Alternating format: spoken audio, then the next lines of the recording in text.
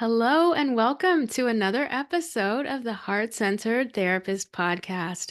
I'm Cindy Gozansky, your host, and today it is my privilege and pleasure to introduce my guest, Anne Russo, to you. Anne Russo is the founder of AMR Therapy.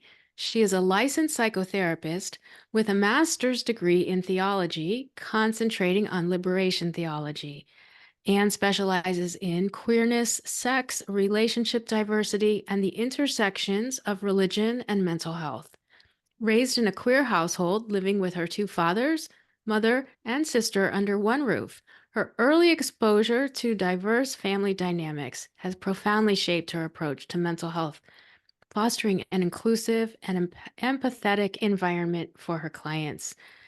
Anne has so much to share with us today, and I can't wait to have this conversation. Welcome. Hi, Cindy. Thank you so much for having me on your show today. I am very happy to be here. Oh, me too. And I'm already excited because I love learning so much more about how we can broaden our reach as therapists. And I think you're really going to bring that today. So let's start with your background because that is an amazing background and it's got to have influenced your career in some way. Absolutely. It's funny because we don't get to choose our backgrounds, but it definitely was dynamic and led me where I was meant to go. So I'm very appreciative of those experiences. So yes, I was raised in a household with my father, his partner, and my mom and my younger sister. My dad came out as a gay man when I was 4 years old. And at that time, it was the early 80s.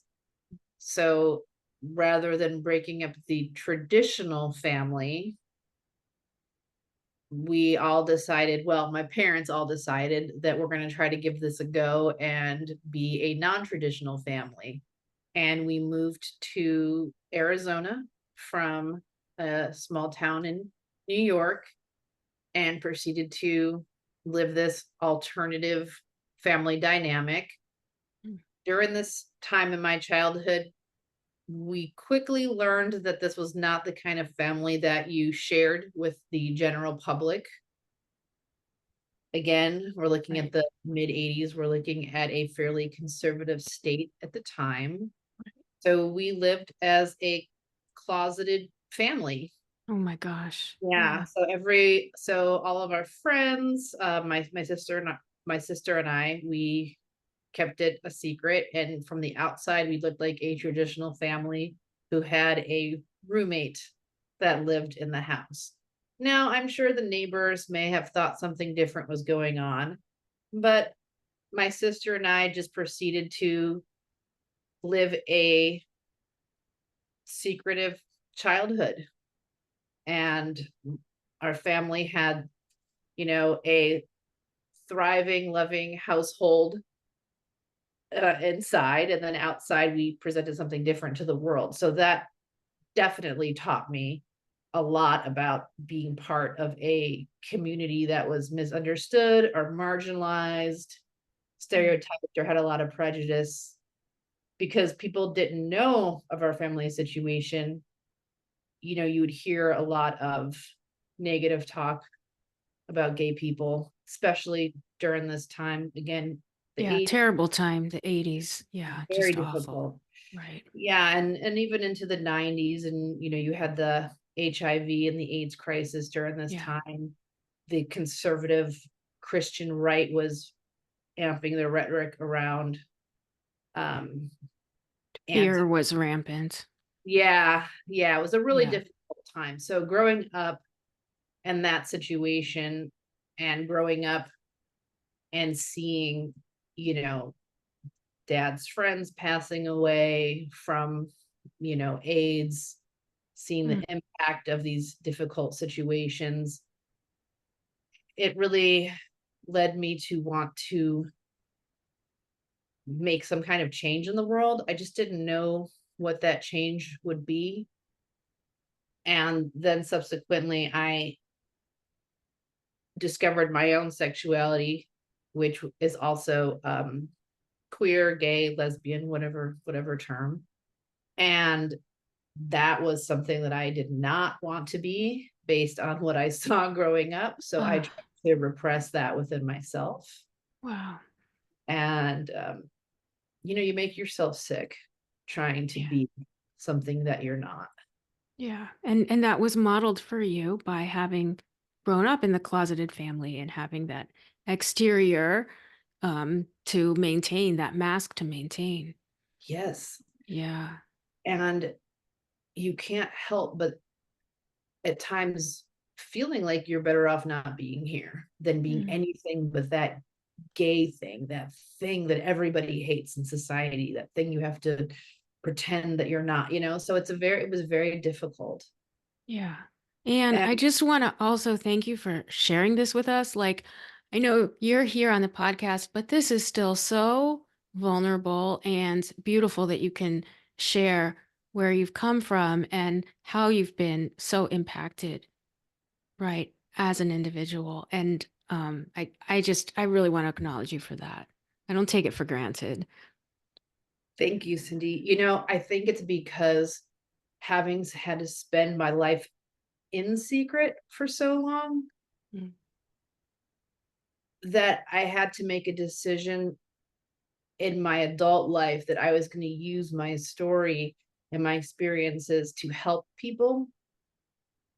And that's what I've chosen to do. And that wasn't even a difficult decision because, as a therapist, it was like, okay, how much do you share with your client? How much do you expose of yourself?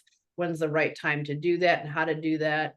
And, I decided that this is a great medium for me to be able to do that, Mm. in session when appropriate. But I think just saying like, hey, I'm a person too. I've experienced Yes. it too. Yeah. We're therapists and we're human. I always say that. And really being transparent can go so far, especially like you're saying, right? That was the wound for you. So now you can be transparent and connect. I love it. Yeah, yeah, thank you. Yeah, it's a journey. So Yeah. being someone who the first time I said my dad was gay to somebody, I shook and had a panic attack. I didn't even know what a panic attack was at that time, and now I can speak freely and openly on a podcast. So, Mhm. for people that are listening, the progress is made. Change does happen, but it's work. It's diligent work.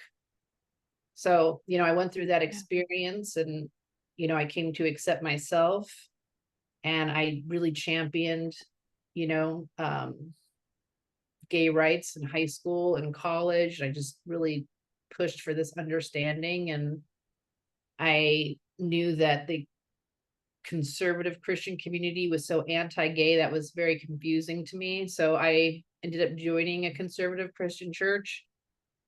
I was curious as to what was Mm. going on there. So, I was out in that church, and despite, folks feeling like I needed to be different, they still accepted me as part of their church. So I learned a lot about the theology and I really just was fascinated by it. So I got my bachelor's in religion and then I went on to get my master's in theology with a focus on liberation theology and queering Christ, and Mm. was able to go and speak at a Catholic Boston college, as a matter of fact, on the idea of Christ as Grand Marshal of the Queer Pride Parade, which didn't go off so great with some Catholic people.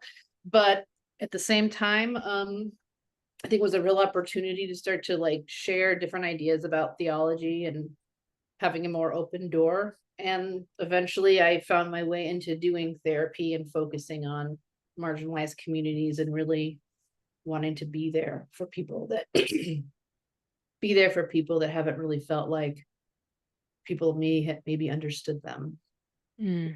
for them or Yeah. supporting them.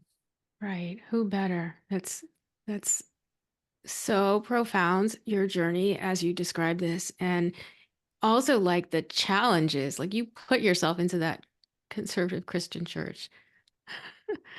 Yeah, it was intense. But how Hmm. do you for me, how could I truly understand a community unless I was in the community? I think it's very easy to make assumptions Yeah. about people and their ideas and why they have these ideas. But I think we have to really step in those shoes sometimes, as difficult as it may be. And I know that I had the ability and privilege to do that because I wasn't raised in a conservative household. So I was able to do that without it harming me. Mhm. So I wanted to take that opportunity so I could gather all that. So when working with clients who have been raised in those households, I could really understand where they're coming from because I've been there, not because I read it in a book.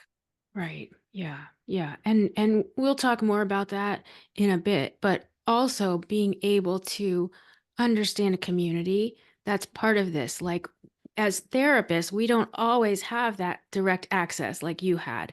And so how do we get more of that understanding of people who come from more marginalized communities and please correct me if I'm not using the right language, but so whatever you would say for that, like I think it's really important, sort of a parallel to your story of becoming interested in theology. And how do we become more interested in and understand and more educated in like where our clients come from? Cindy, in grad school, I believed fully 100%, and I believed this maybe up until 10 years ago. We can work with anybody. We should be able to work with anybody. Let's get out there and work with everybody. Right. I really shifted in that viewpoint. I don't think we should work with anybody. Do I believe that we should have love and empathy and compassion support for people as therapists that are different than us? Absolutely. Like I believe that that's who we're supposed to be in this profession. But that doesn't mean we're supposed to work with everybody. So from my perspective, find your passion population. And I think we need to encourage more people to be in this field that are diverse, not necessarily the same faces showing up to learn more about different populations. So if you have a passion for neurodivergent people and sexuality, then go and find that niche, teaching Yeah. people how to be healthy sexually that are neurodivergent. There's your niche. That's your population. So Do great. the work around that population. So I think that this umbrella idea of I got this. I work with families, so I can work with any family. I work with couples, I can work with any couples. Like, not necessarily. And that's okay. That doesn't mean that you're not a good therapist. But I think that when you're saying, like, what can we do? Find your passion, find your joy. Like, my passion was religion, right? And it Hmm. just enveloped myself in it. I learned everything I could. It wasn't work because it was what I was interested in. Wow. Yeah. So it's like, what is that thing that you're really attracted to? So like with the people that work at the practice that I run, I ask them, what population do you feel passionate about? They all have different answers, and they are starting to really hone that in. So let's encourage different people to get out there into our field, and let's find our passion so we can better serve those populations. 100%. That's so great. Thank you for sharing that. Like that's amazing. Find your passion. Once you're working in your passion, right, you're inspired to learn more, to want more, to be better, to right, be the best version of yourself so you can continue to serve because then that service is more closely linked to like your calling or the passion or however you feel it.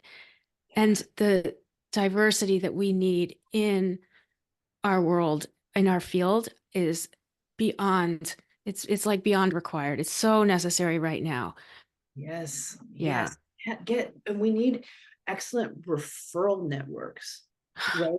So it's Yeah. so it's like if I have a client who is struggling with a particular issue that I really do specialize in, I will work with you here, but I want to be able to send you to someone else to help you with this other particular thing that I may not specialize in. So it's like I think we really have to sit with a person and say, okay, like what seems to be imminent here? How do we do Hmm. this? Where do we need to Yep. support? What are we missing? And we may need this person may need to have different therapists at different times for different things. And I think that's okay. I don't think they should have more than one therapist at a time. I think that's overwhelming. I wouldn't suggest that. Hmm. But definitely like the imminent thing, like let's go through some of this. Let's figure this out. Let's do this work. And here is a referral source. This is a colleague. I can fill them in if you're comfortable with it. So you don't have to start your story all over again. Love You, it. Warm you're transfer, warm handoff.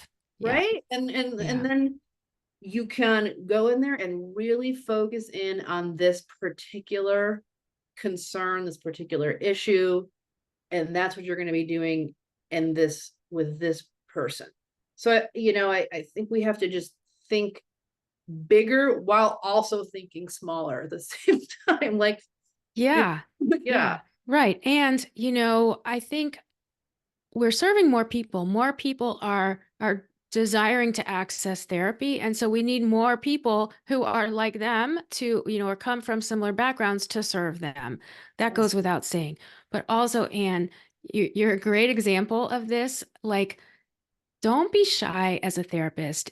It's okay if you're introverted. I'm pretty much introverted, but we can't be shy about our niche and how we can help others. And so, if you're established, you're a postpartum therapist, or you work with clients that are neurodivergent and have relationship problems, name that, put it out there, tell your referral sources. preach it, Cindy. And because you know what? Because honestly, I was so afraid to go out as a niche person. Hmm. I was so afraid to do that because I thought I'm cutting myself off from 99% of the population if I do this. And it's scary in private Yeah. practice. But what I was missing and what I've been learning about marketing, there are plenty of people in your niche. Hmm. If there's 1,000 people in your niche, that's 900 more than you are probably going to be able to serve in a year's period. You know what I mean? So it's like, Right. let's really like just put that into context. You have to like look at this niche and how do I reach this niche Exactly. Exactly. and focus in there because you can make yourself a real thought leader, a real expert with this small group, but they'll come to you because they're going to know that you know what you're talking about because you care and you Yeah. have the passion and education Yeah. and the experience. Exactly. And you put that energy out there. You establish that niche as yours, and it's going to happen. Yes. Though for those of you listening, you can already check out Anne's website, which is amrtherapy.com. You can see what a beautiful online practice she has built. You can start to see these established niches and the diversity that of clients she serves and practitioners she has. And so we'll link to everything in the show notes. But as we're talking, if you're around, check it out, amrtherapy.com. Thank you. Yes. Yeah.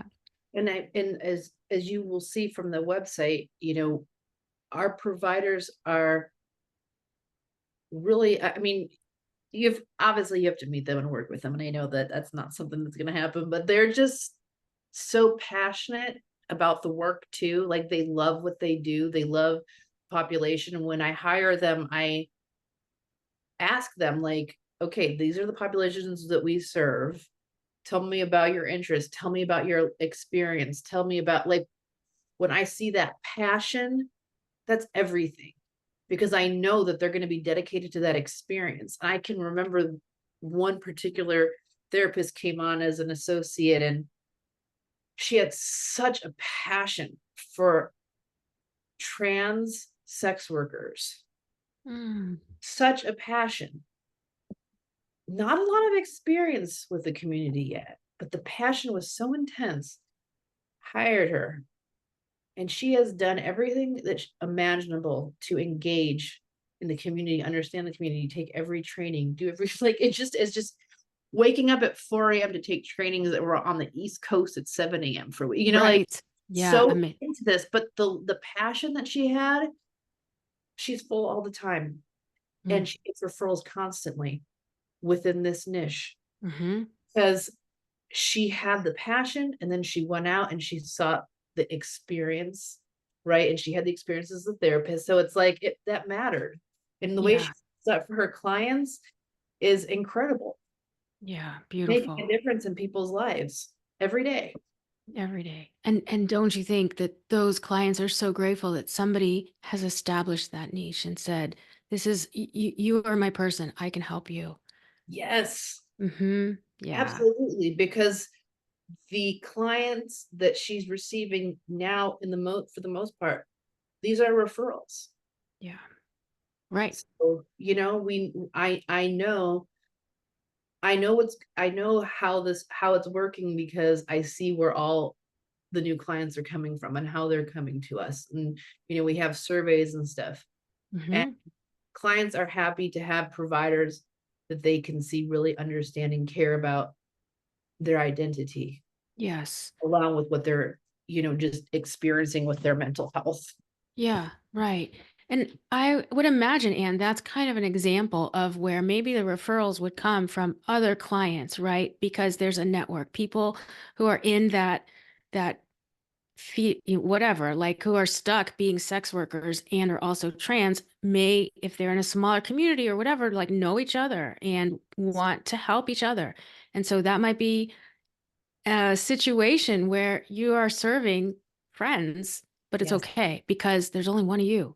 Yes, exactly, exactly. And they're not coming in there and talking about each other, they're coming in there Right. talking about their lives and healing and really working through a lot of trauma from I someone think, who is safe. yeah, the safety is huge. And I think that's something, and I don't even know what you would call it or label it, but I think sometimes therapists get so hung up on like, oh, I can't also meet with that person because they're friends. But in this kind of situation, right, they are people who are like on the periphery, who are marginalized. I would Yes, say like you do whatever it takes. yes, yes. And that's the other piece too, is we have to be so thoughtful in our approaches, right? Would I suggest working with two roommates that are having trouble in their housing situation? No, I wouldn't Mhm. suggest that. But if you have two sex workers who cannot receive or unable to receive safe help somewhere else, they happen to be living in the same home, but they're experiencing their own journey. I would work Yeah. with them. I would work with both of them, and I would let it be known that this is the space for this. You know what I mean? And we would I would find a way to ensure that there's clarity without breaking HIPAA. And, we maneuver Hmm. a lot of things sometimes, Right. you know what I mean? Following the Yeah. laws, but maneuvering what that would look like to ensure that they do have their space Yeah. to Yeah. talk and share. And if that doesn't work out, where's your referral? Mm. Where's It your re- referral source? yeah, it really speaks to um clear communication and boundaries, right? And the boundaries of the therapist and client may be a little bit more in flux, but they are still there and you're clearly communicating them.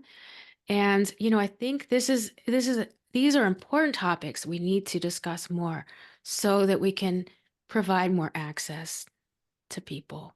Yeah, the access piece is everything because what I do see, unfortunately, is sex workers, you know, frankly, anything involving sex, gender,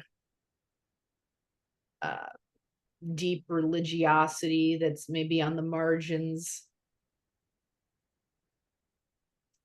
neurodivergence. These are folks that really get left out. Yeah.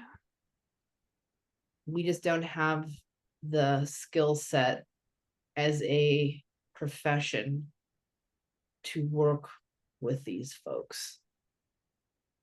And we need folks like this doing the work too.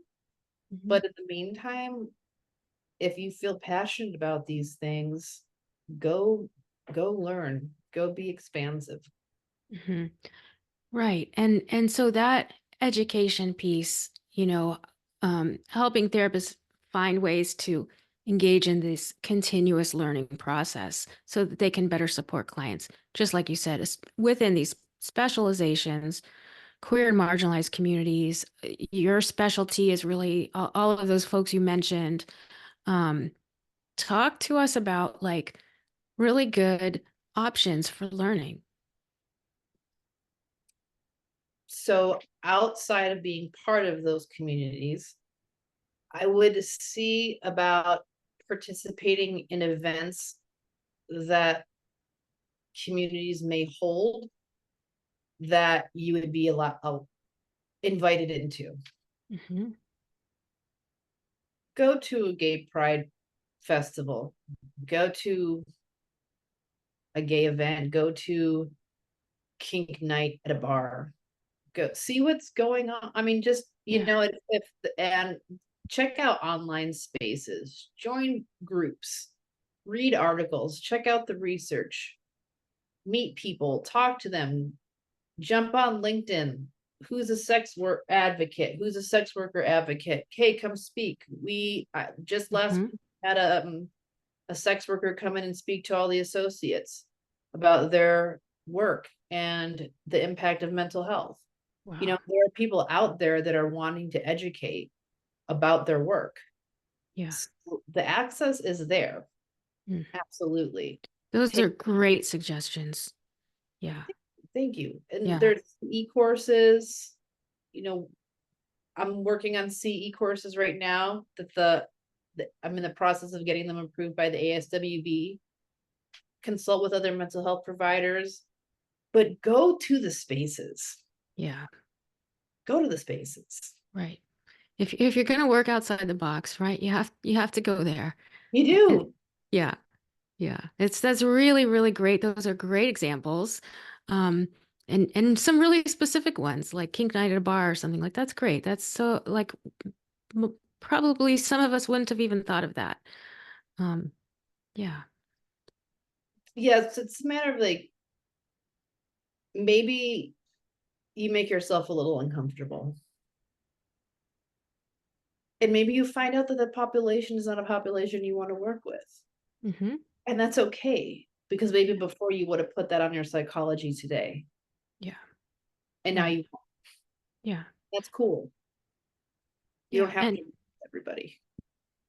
you don't have to serve everybody. Exactly. Right. And you can talk to people, right? Like talk to somebody at the coffee shop or, just being friendly can go a long way in your education. Yes, absolutely.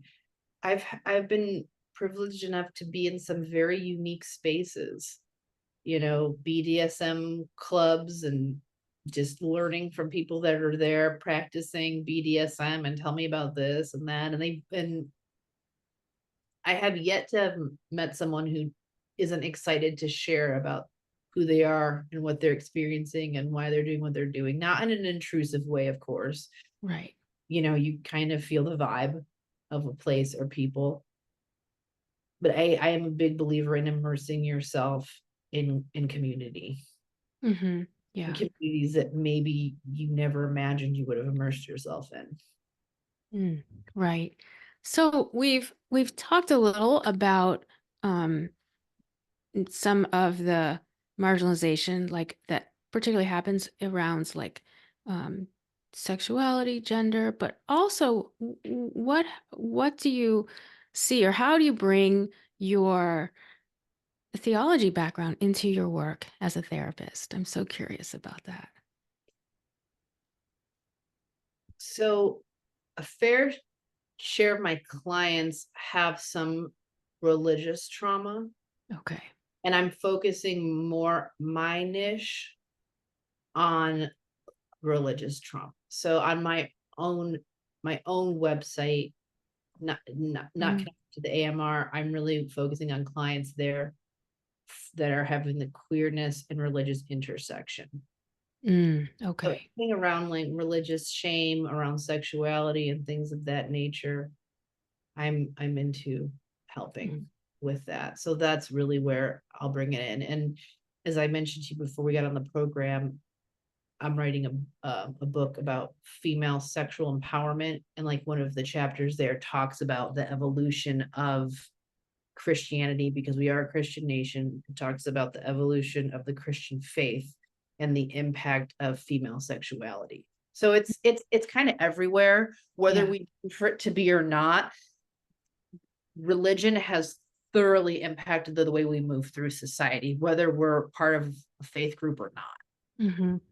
Right, right. And so this is fascinating. I can't wait to learn more about your book, and that's really great. There's like a sensitivity then, cultural sensitivity to the religion, the impact it's had, and then especially if it's created trauma for folks. Yes. Mm, Yes. And so that is definitely, I think, the trickiest part is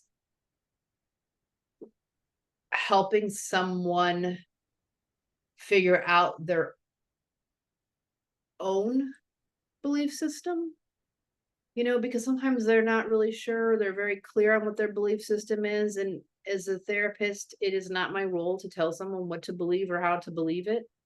mm, So I may have people that are extremely conservative in their religious perspective. And then I may have some people that are very liberal, or there might be some people that are practicing very different faiths, like paganism, or I might have, you know, like I said, Christianity. So I'm navigating a lot of different ideas about religion, and then I need to understand what that means to them and how that's been incorporated into their life. And we have to be very gentle, because if you're still participating in a faith, or you still have more conservative views around things like sexuality, we're not trying to get rid of your views. We're trying to help you integrate your sexuality and your views so you feel safe to be able to explore whatever it is that you need to explore in a way that you're not feeling guilt or shame. mm.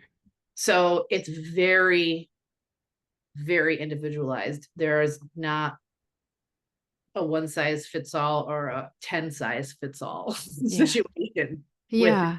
that's so deeply personal. Religion is so deeply personal, and then sexuality is so deeply personal too, right? So Right. Yeah. And I really appreciate you saying that, because I think often in our like our American culture, we don't see religion as deeply personal. We see it as maybe, institutions or churches and temples and so on. And we forget about the personalized part of it.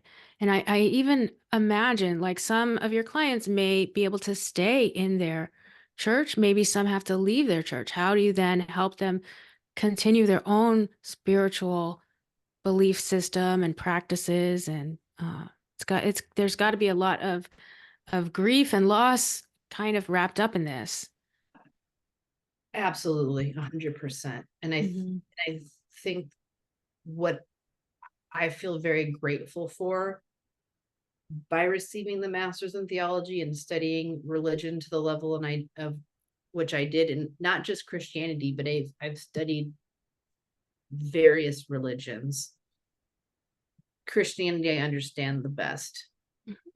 Um, I can pull and I can understand what they're talking about culturally, but I understand the faith itself Yeah. in general. So I know kind of what to use or pull to help them. So if someone's very dedicated to like the word of Jesus in the Bible, for example, like I know what to pull from the Bible or the Gospels to help them maybe find some clarity by using their belief system. You know So what I that mean? they can stay part of that. They can stay connected in their belief in Jesus. And like, is that part of what you were talking about, the speech you gave on the queering of Jesus? So that was a speech about, yeah, that was a speech about how being a queer person and being a Christian, those two identities can be equally as important for some people, Mm, and that neither one of those things can just be given up. And I think great. that sometimes Yeah. one side or the other may think you can. And it was about finding a way to integrate both of those parts of yourself that are so important. Because I think it can mean life or death. Both of those things can mean life or death to some people. And I Yeah. don't think we can be dismissive of any of that. Yeah. Thank you for doing this work. That's amazing because there's so much oppression there and so much like disenfranchisement of these of people who want to stay in their faith and then they feel like then they can't even stay in themselves and the conflict like you said that integration is so important for healing. Yes. Mm. Yes. That is, I feel, my biggest, most important work, Mm. helping people in those situations. Those, I think that it hurts me the most when I see people hurting in that way, because we're talking about identity, and we're talking about ideas about the afterlife and how to live this life and things that are intrinsic to you. And it's so deeply painful Yeah. to experience those things. And I feel like it's so important that people feel like they can talk through these things without being pushed to do one thing or the other. And that's a space that I want to give someone, a space Hmm. to move through it, not to feel like I have an agenda of any kind. My agenda is for you to find peace. That's my agenda. Hmm. How you get what that looks like is for you and you only. Right. Yeah. We need more agendas like that in this Yeah. world. For sure. Wow. Um, and I know it must mean a lot too to clients to know that like you've gone through this own struggle. That's how you find yourself in this position, being, you know, able to help them and wanting to help them grapple with that identity piece and the religious piece and sexuality piece. Yeah. You know, one of the most challenging things that I come across, and I don't know if I've ever like actually shared this out loud, but I want to share it right now. I worry sometimes that people that are leaning more towards like wanting to stick it to their faith, it may feel like, no, I don't want to go on this path of being in a same-sex relationship, even though this is part of who I am, or family members that don't understand. And me being a gay person, I worry sometimes that they do think I have an agenda, Mhm. and I don't, and there's isn't really what, I don't know how to combat that exactly. So I guess it's like that would be my challenge in this role would be, as a gay person who's literally saying, oh, it's okay if you don't want to act on it and you want to, you know, be headlong in this part of your faith. Like, I'm cool with that. Like, I could see how maybe that wouldn't necessarily be believed, Mhm. Mhm. so that does create a little bit of a tension for me. But I really want people to know that I'm here for you too.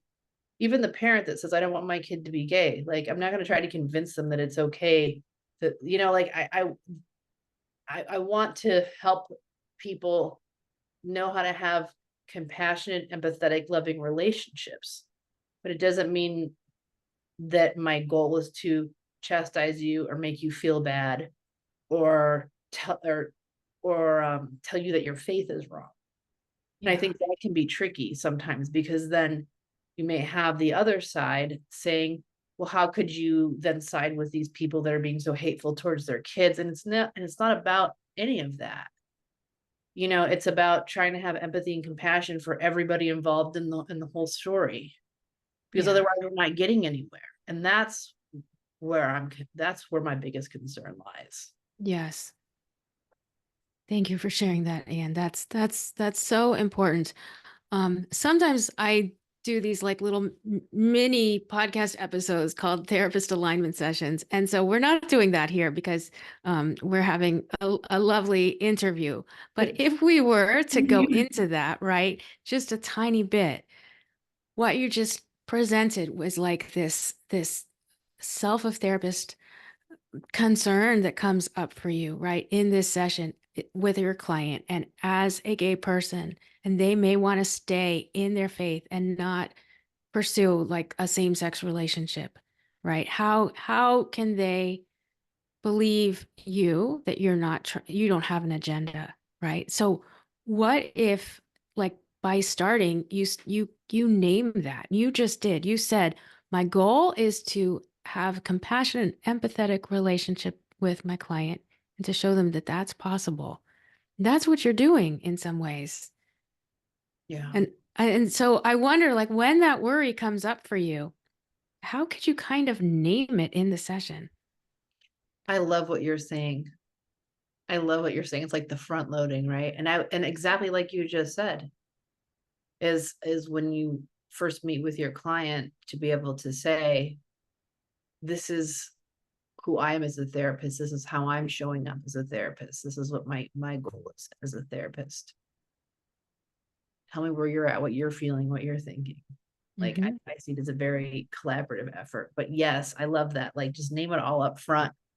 Take Yeah, get the right. name the elephant in the room. Name it exactly. And you know what? Maybe you've already done that, but then it comes up. You're having some juicy discussion. You feel like, right, they're like moving in this direction and maybe they're feeling judged by you.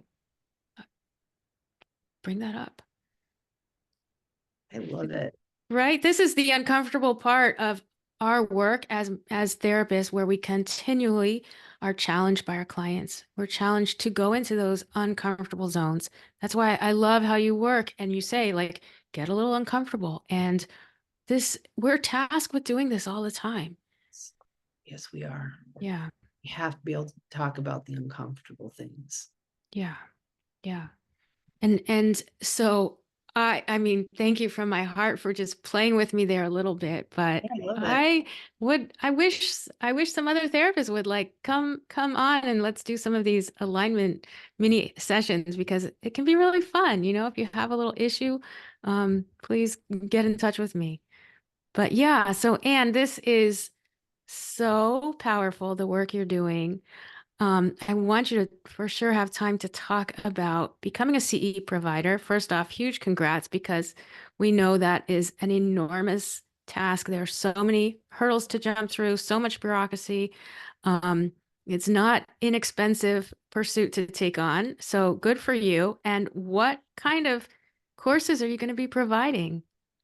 So our first course is going to be on working with clients that are exploring or are in ethical non-monogamous relationships. Mhm. So that will be a 2-unit class, and they're going to be online in their video format, video, audio, and reading. So you could even listen to it when you're going on a jog. And the goal is to provide therapeutic interventions, talk about different ways to do therapy, vocabulary, things of Mhm. that nature. And then I'm going to be writing one on the intersection of queerness and religion. Wow. And all of them are going to be around some form of sex, sexuality, things that you don't see a lot of CEs on and things that we didn't necessarily learn in grad school. So I'm looking at having a kink provider help me write a CE course, and looking at sexuality and shame, sexual Mhm. assault, how to work with sexual assault survivors. So the goal is to have about 5 or 6 classes coming up in the next year. And then with those classes, I also will offer consulting services for anyone who takes those courses, because I want to make sure that you get all that you could possibly get out of those courses. Oh, that's great. Yeah, Great. I want to be able to talk and, be there and support each other in the process. Wonderful. Yes. And from a marketing perspective, it's excellent to have the course and then have something else on the back end that you can offer. So your consulting services sounds perfect for that. I'm sure people would even want those right now. Well, I will give you the website because I do have those right now, but with the CEs, I'm giving a discount. Ah, okay. Yeah. That's Hey, great. yeah, I wanna make everything as accessible as possible to folks because I know this is a profession where we work very hard, and I want us to be able to have as much accessibility as possible, so I'm working very hard towards that. Oh, I love that. I feel the same way. That's great. So you already offer some consultation to therapists. I do, and that's on my annrusso.org website, which I'll give to you to put in the show notes. Yes, for sure. Okay. AnnRusso.org. So this is all really like under the category of like positive therapy, sex positive therapy. Yes, Hmm. yes. Yeah. Definitely sex positive therapy. Yeah. Yeah. Yeah. That's great. And it still is shocking to me how I supervise graduate students who are doing their internships. How many like university programs don't even have, a sex therapy course or sexual development course or, anything about that. So we need this more than ever, and those CEs are going to be huge for therapists. And I'm offering them to students too at a super discounted rate because I think it's important for them to have that access too, and the consulting for students at a super discounted rate also. Wow. I Wow. just want to make sure that people have access. Like I was saying, this Yeah. is super, super important to me. That's beautiful. That's beautiful. See, there are therapists who care and we want our field to just rise up. And the only way we can do that is by getting in there. Like you said, just get in the room and do it. Yes, yes, absolutely. Yeah. Great. Well, is there any like last piece of advice you would want to give to um, therapists or social workers that are listening today? Uh, I think the advice of pursuing your passion is very important. That's the one. That's the That's one. C. That is because I feel a lot of us think, oh, we're imposters. Am I doing this well? Am I doing this right? I hear this all the time with the associates and yeah, seasoned therapists. Go with your passion, go with your heart. You can't do it wrong. It's like it's just something that's in you. mhm, Like yeah, you get your schooling, you do the thing, you take your tests. When you go with the population that you have passion for, it just becomes this innate experience, and so that's definitely my advice. Just keep moving forward, keep learning, keep discovering, keep getting consulting and supervision even when you're fully licensed. We need to connect with each other. We need to be able to have great referral and resource networks. This is not just a career, it's a way of life where we are working diligently to try to make our society a better place for all. yeah. Thank you so much. I would say that really is heart-centered advice. Go with your passion, go with your heart. And that's really beautiful. Everybody um, should take that in and really see that this career is a way of life. And so we are bringing a lot of responsibility. We're taking on a lot of responsibility, and that's okay. But you need to have those supports around you to continue to do it. Absolutely. Yeah. That's one of the reasons I do this podcast so that we can meet amazing therapists just like you, Anne, who are like just providing it for others. So thank you so much. This has been such a pleasure, and I'll link in the show notes so that everyone can find you, and maybe you'll come back when your book is out. Oh, I'd love that. I would love that very much. And thank you so much. And thank you for doing this show. It's absolutely wonderful. Oh, Really appreciate great. Thank you. All right. Well, another wonderful time spent today. Thank you so much for listening, being part of the Heart Centered Therapist community. And until next week, stay heart centered.